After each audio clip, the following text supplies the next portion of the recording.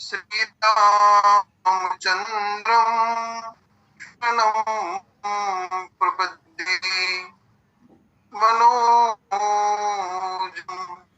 मारुततुल्यवेगं जितेन्द्रियं बुद्धिमतां वरिष्ठम् वातात्मजं वानरयूथमुख्यं श्रीरामदूतं शरणं प्रपद्ये।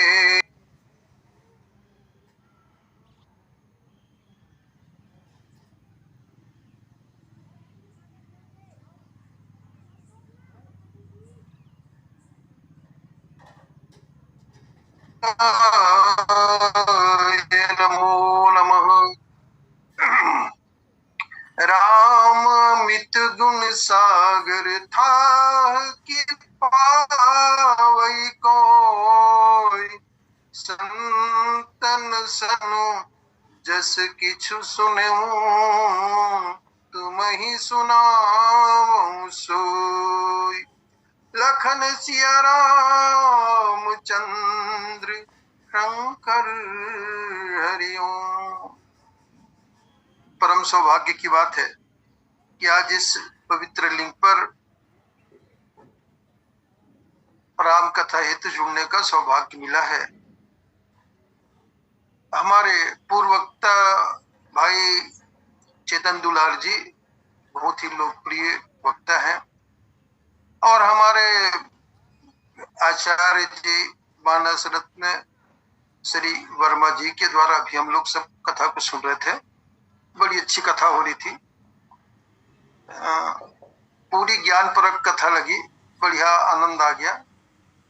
चलिए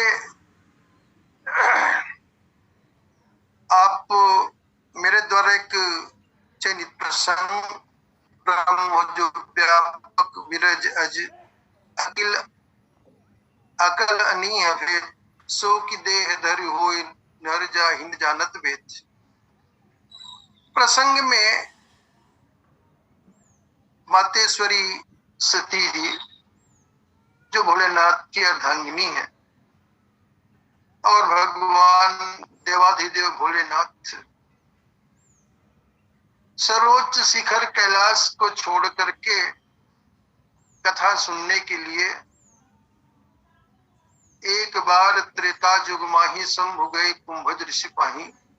यही ये भारत भूमि है, यही पुण्य भूमि है, यही एक धराधाम है जहां पर देवता भी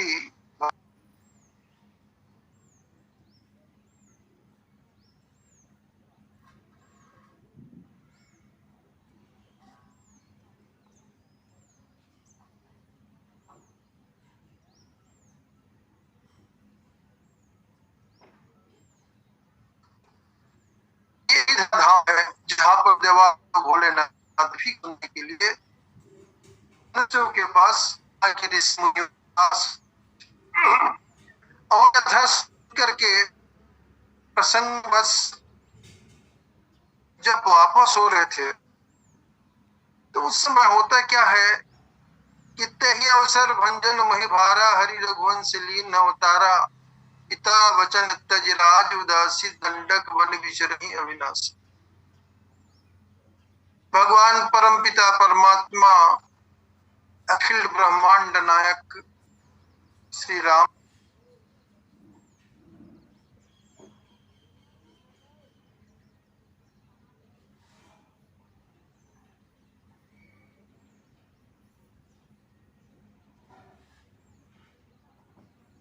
लक्ष्मण के सहित सीते करते हुए विचरण कर रहे थे।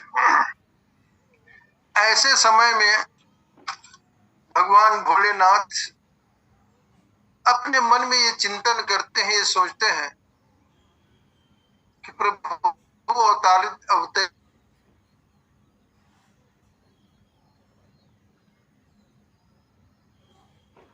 न हो,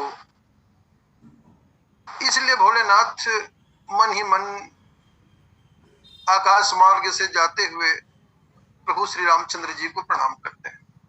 प्रणाम करते हैं, और प्रणाम में सिर्फ इतना ही नहीं, भरी लोचन उसमें जानन किन्ह चिन्हारी। जिसका कबहू न योग वियोग न जाके, देखा विरह प्रकट दुख ताके। जो व्यक्ति कभी योग और वियोग समस्त द्वंद्व भाव से परे हुए हैं, ऐसा ईश्वर को होते हुए भोलेनाथ अपने मन में चिंतन करते हैं कि ऐसे में जाकर के प्रणाम करना उचित नहीं लगा। और उन्होंने जय सच्चिदानंद जग पावन अस कही चले मनोजन सावन, ऐसा बोल करके भगवान भोलेनाथ वहां से चलते हैं। देखिए, शब्दों का जो समन्वय है संत शिरोमणि गोस्वामी तुलसीदास जी के चौपाइयों में, तो जो काम के वशीभूत होकर के हाथ सीते करते हुए विचरण कर रहे हैं, उसको मनोजन सावन, जो कामदेव को नष्ट करने वाले हैं, भस्म करने वाले हैं, वे ही भगवान उस प्रभु को, उस वियोगी को प्रणाम करते हैं। जय सच्चिदानंद जग पावन, सच्चिद और आनंद स्वरूप भगवान है, से जानकर के प्रणाम किया। सती सुधा शंभु के देखी वो रूप जा संदेह विषय। सती ने इस स्थिति को देखा भगवान भोलेनाथ की, कि अजो प्रीति उर रहती न रोकी, भय मगन छकितासु बिलोकी। प्रभु राम के स्वरूप को देख करके मग्न हो जाते हैं, और अभी भी इनके हृदय में जो प्रीति है वो है। खैर खून खांसी खुशी, वह प्रीत मधुपान रही मन दाबे ना दबे जानत सकल जहां। तो भोलेनाथ की प्रीति को, उसकी उमंगता को देख करके सती जी को ये लगा कि शंकर जगत वंद जगदीशा सुर नर मुनि अजनावत सीसा, तीन निप सुत ही कीन परिणामा जय सच्चिदानंद परधामा। भोलेनाथ देवाधिदेव हैं, सब लोग देव हैं तो भोलेनाथ महादेव हैं, और महादेव तीन नृप सुत ही कीन परिणामा, एक राजकुमार को प्रणाम कर देते हैं। देखिए, सती के बारे में भी पूर्ववक्ता जी चेतन दुलार जी बोले जा रहे थे। वो दक्ष की कन्या है, दक्ष माने निपुण या कुशल, कुशल की कन्या है, तो इसलिए वो उसमें बुद्धि की प्रबलता तो होगी ही होगी, श्रद्धा और भाव का कहीं न कहीं कुछ न कुछ अभाव रहेगा बुद्धि के सामने। तो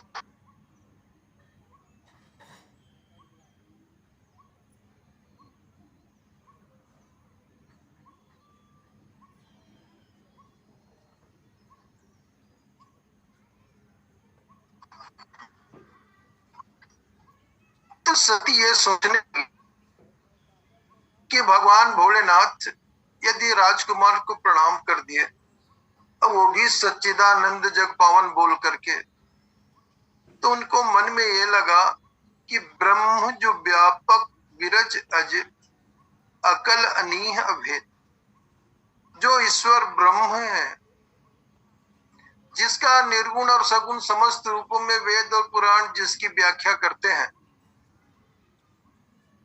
जो सर्वत्र सर्वत्र व्यापक है, कहीं जिसका कोई अभाव नहीं है, एक एक कण कण में, एक एक अणु में, एक एक परमाणु में, जो हर जगह जिसका निवास है, ऐसे व्यापक ईश्वर विरज है, भगवान में माया के रहित है, और माया जिसके अधीनस्थ है। जगत प्रकाश प्रकाशक रामू, मायाधीश ज्ञान गुण धामू, ऐसा ब्रह्म आज अजन्मा, अजन्मा है माने ना उत्पद्यते जननी लक्षणा, ये जन्म के लक्षण से रहित है, ना उत्पन्न होते हैं कभी, और ना कभी मृत्यु को प्राप्त होते हैं। यो हि भूत्वा न भविता समृते।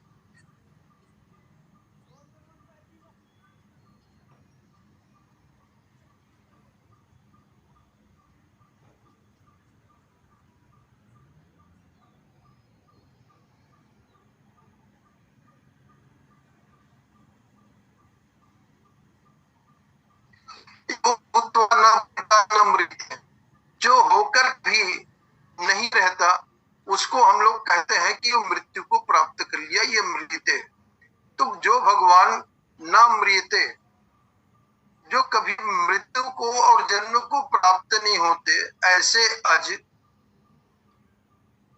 ऐसा ईश्वर जो नित्य है, यस्मात् न मृते तस्मात् तस्मात् नित्य, जो कभी मरता नहीं है वही नित्य है। यस्मात् न मृते तस्मात् नित्य, जो कभी मरता नहीं है उसी को तो नित्य कहते हैं, वही शाश्वत है, वही सत्य है। और मरता क्या है? देहास्य अस्तित्वम देहि इति देहि, देहम देहास्य, जिसके पास देह हो, शरीर हो, इति देहि, उसी को देही कहा जाता है, वही आत्मा है। और जिसका देह नहीं है तो फिर उसको तो यार मेरे से खोलना खोलना भी ये चालू करना है यार, तो उसको हम नित्य कहते हैं।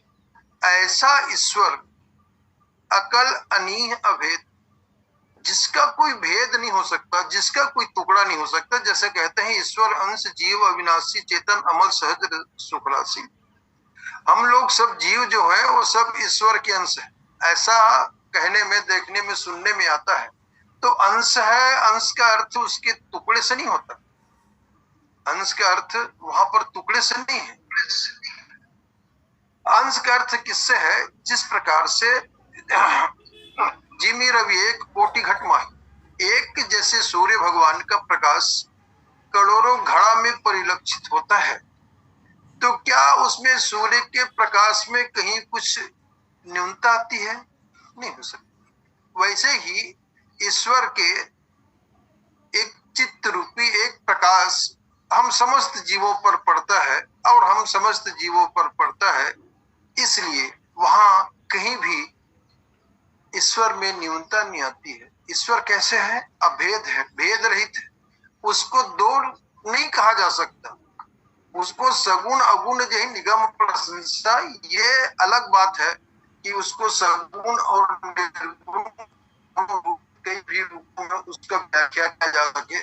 जैसे भगवान भोलेनाथ जिस समय मातेश्वरी पार्वती को दूसरे जन्म में जब कथा सुनाना शुरू किया, तो वहां से उन्होंने शुरू किया, झूठे उस सत्य जाहि बिनु जंग बिनु रज पहचाने, जही जाने जग जाई हेराई जागे यथार्थ सपम भ्रम जाई, बंदों बाल रूप रामो सब सुलभ जपत जिसना। और उन्होंने स्पष्ट ही कहा था कि सगुण है गुण नहीं कछु वेदा गावा ही मुनि पुराण बुद्ध वेदा अगुण अरूप अलग जोई भगत प्रेम सगुण सोई।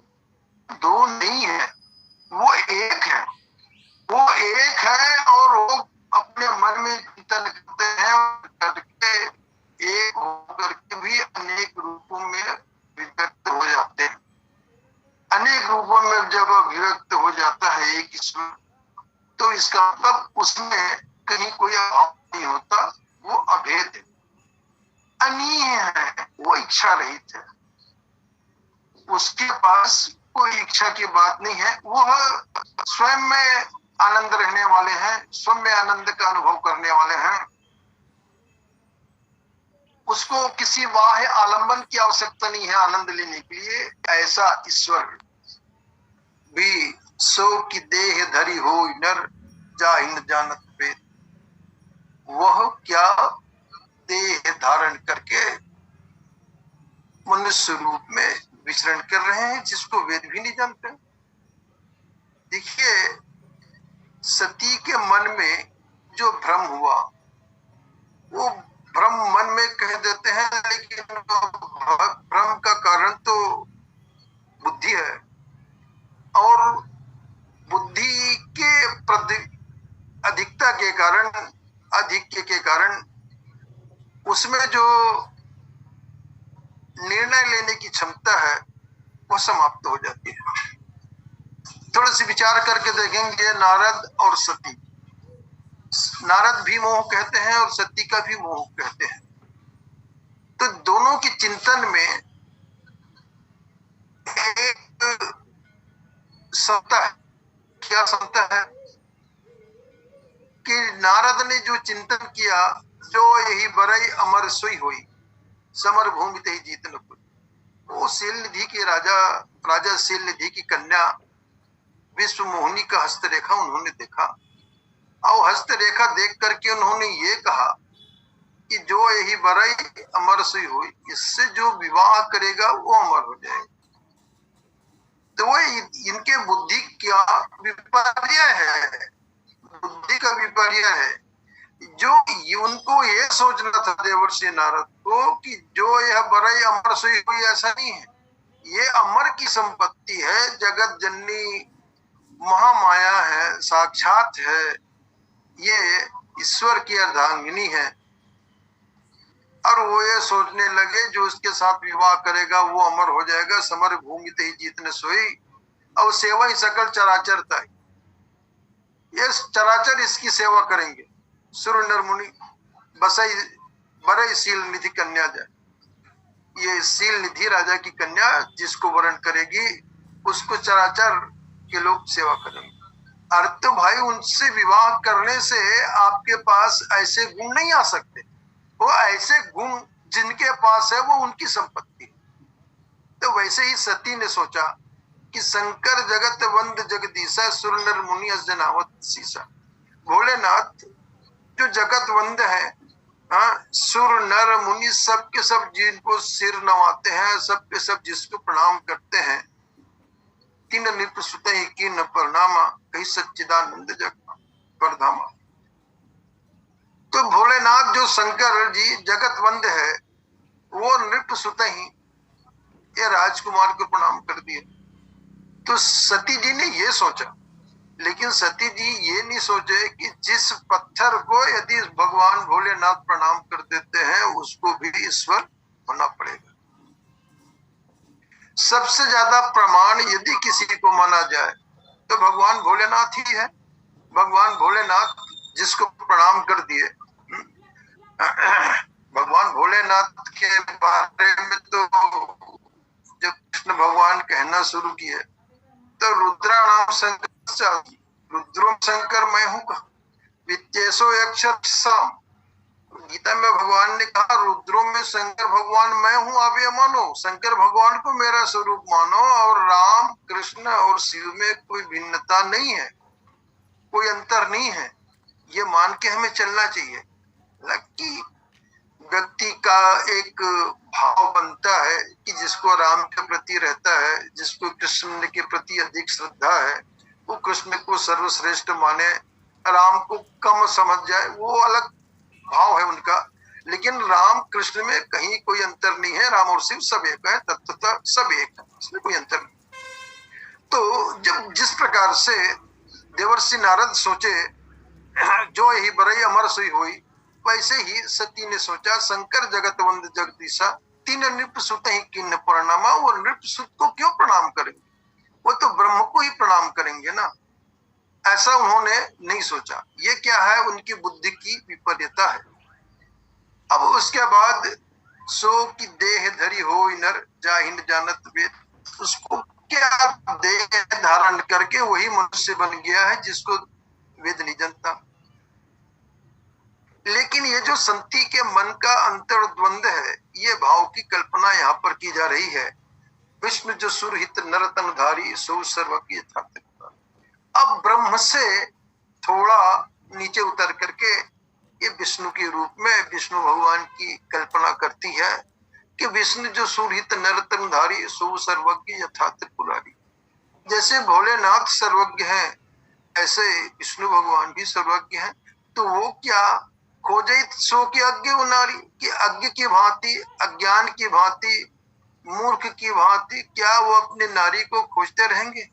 क्या वो नारी को जो सर्वज्ञ है, सर्वव्यापक है, वो क्या अपनी पत्नी को नहीं जान सकते? देखो भगवान कहाँ है, तो भगवान कहाँ नहीं है उसका एक उत्तर, तुम पूछो और मैं रहूं कहाँ, मैं पूछत चाहूं सब चाहूं। चोर में भी उसी ईश्वर का वास है और संत और साधुओं में भी उसी ईश्वर का वास है। तो चोर में जब उस ईश्वर का वास है और चोर चोरी करके ले गया है, तो क्या उस ईश्वर का वास है चोर में, उसके बाद भी वो ईश्वर क्या अपनी पत्नी को नहीं जान पाए कि कौन चोर कहाँ ले गया है? देखिए, सती के मन में जो भाव है वो एक द्वंद्व का भाव चल रहा है कि शंभु गिरा पुनि निशान हुई, और भोलेनाथ ने जो कहा है वो कभी झूठ भी नहीं हो सकती भोलेनाथ की बात। तब क्या करना चाहिए? शंभु गिरा पुनि निशान हुई, भोलेनाथ की बात झूठ भी नहीं हो सकती। अरे जब भोलेनाथ की बात झूठ नहीं हो सकती, शंभु गिरा पुनि निशान हुई, भोलेनाथ की बात झूठ नहीं हो सकती, बस एक ही पंक्ति में आपकी सारे शंकाओं का समाधान हो जाता है। लेकिन अस संशय मन भय अपारा, होई न हृदय प्रबोध बचा।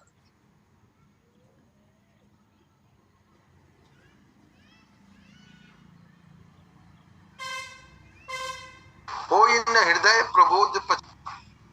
उनके हृदय में बिल्कुल भी ज्ञान नहीं हो रहा है।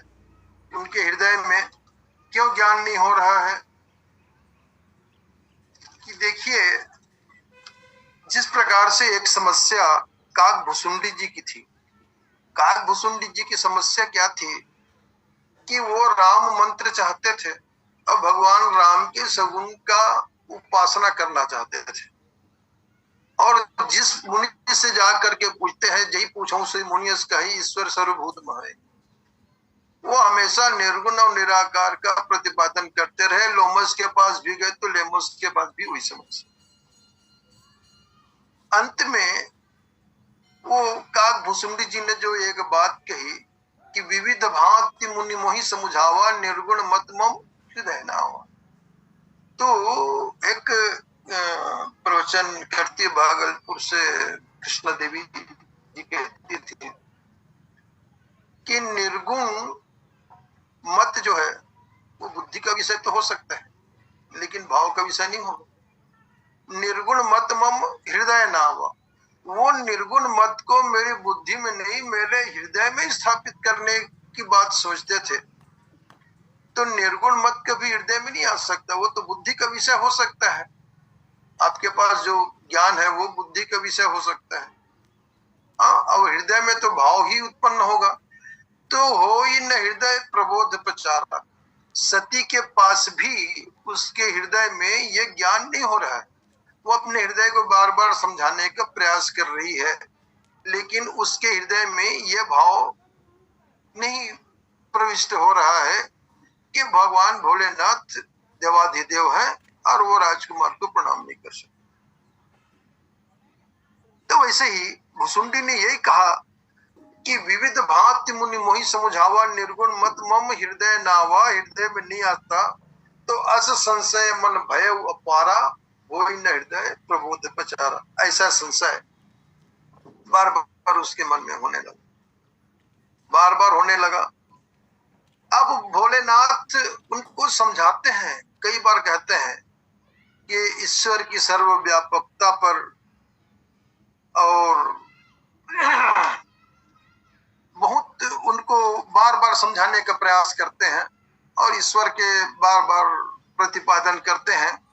उन्होंने एक क्षण में कहा, मुनि धीर योगी सिद्ध संतत विमल मन, जहि ध्यावहि कहि नेति निगम पुराण, जासु कीरति गावहि सोई राम व्यापक ब्रह्म, भुवन निकाय पति माया धनी, अवतरे पुने भगत हित निज तंत्र, नित रघुकुल मणि, अवतरे अपने भगत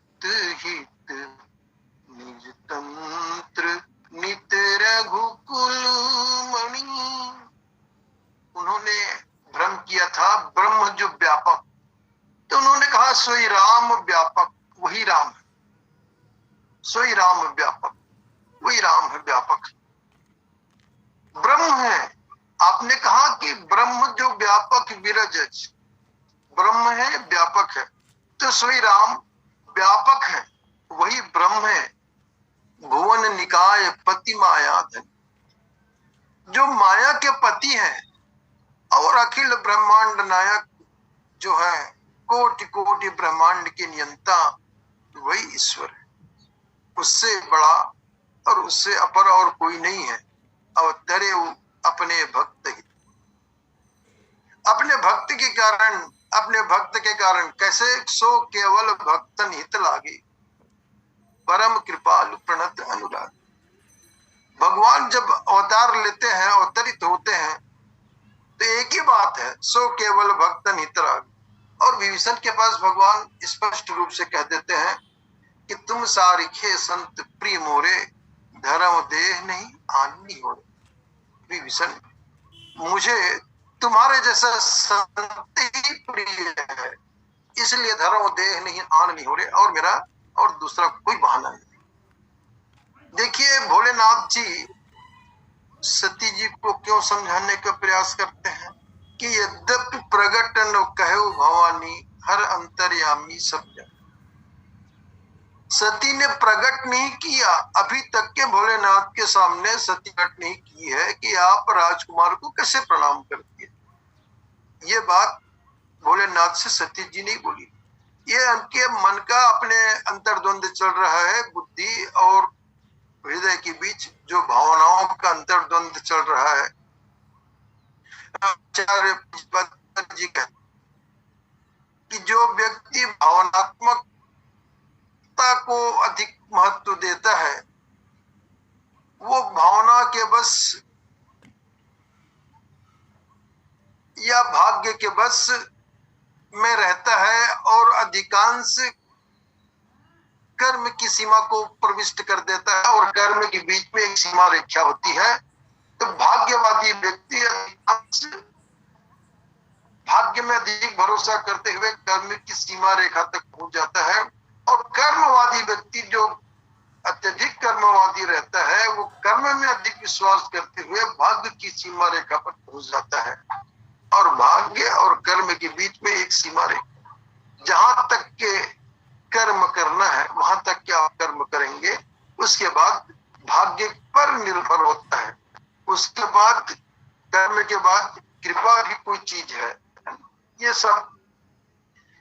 तो सती ने अपने मन से प्रकट नहीं किया था, लेकिन हर अंतर्यामी सब जानी भगवान भोलेनाथ जब जान जाते हैं, तो उन्होंने स्पष्ट कहा था, शुरुआत से कह दिया था, सुनहि सती तो नारी सुहाऊ, संशय असन धरी उर का।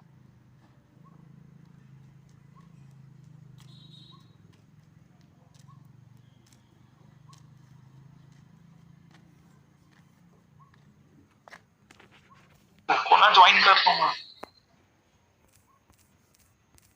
तुम्हारे मन में जो आशंका हो रही है, तुम्हारे मन में आशंका,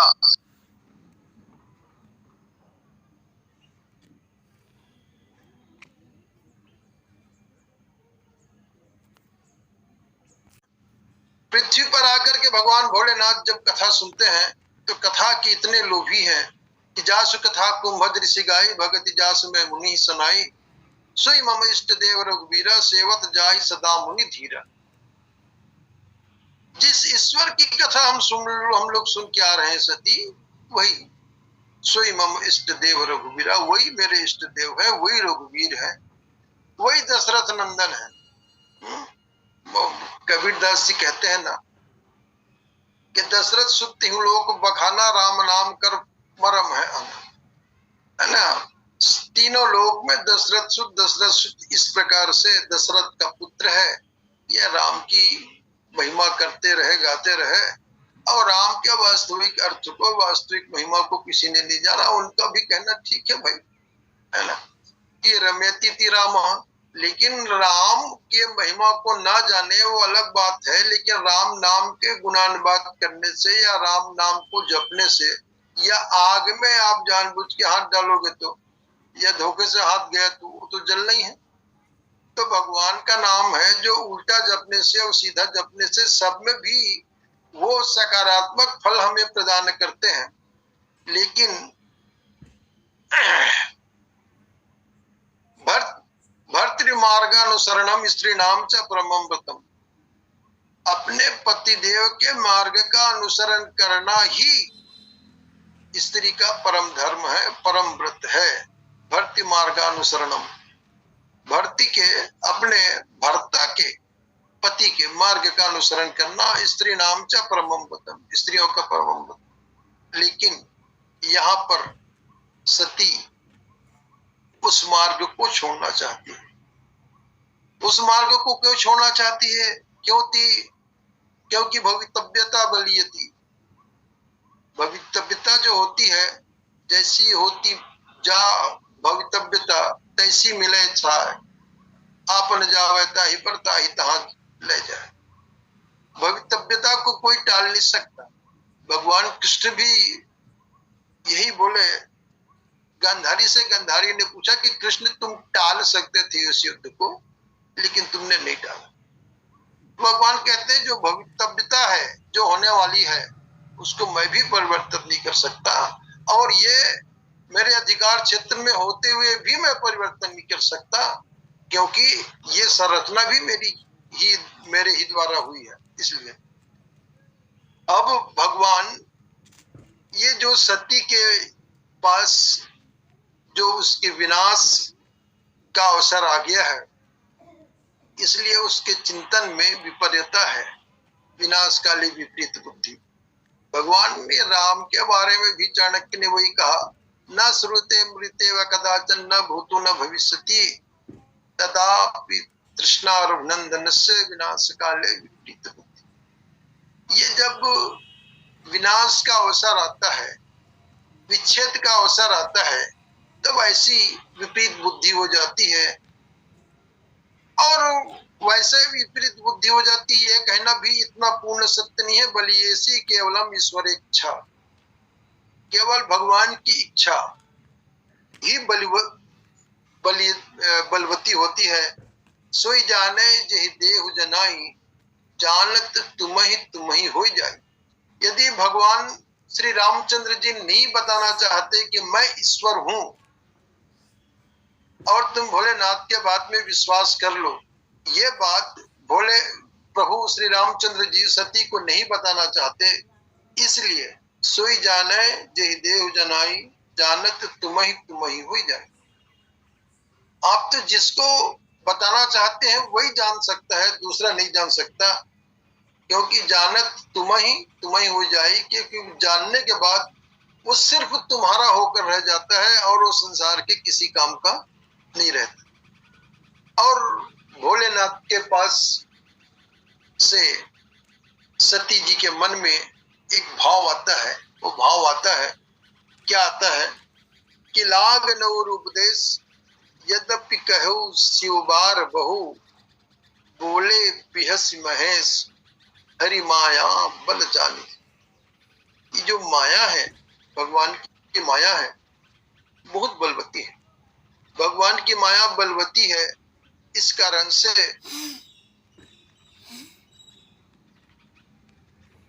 से सती को बिल्कुल किसी भी तरह से भगवान भोलेनाथ की चिंता नहीं होती है, और न भगवान भोलेनाथ के उपदेशों को सकारात्मक दृष्टि से लेती है। उसमें भी वो नकारात्मक सोचती है कि तीन नृप सुत ही की परिणामा ये नकारात्मक बुद्धि है। नकारात्मक बुद्धि से प्रणाम करती है, प्रणाम नहीं करती। इसलिए उनको विच्छेद का दुख सहना पड़ता है, और अंत में फिर क्या होता है हम आप सब जानते हैं कि सती का भोलेनाथ से वियोग होता है।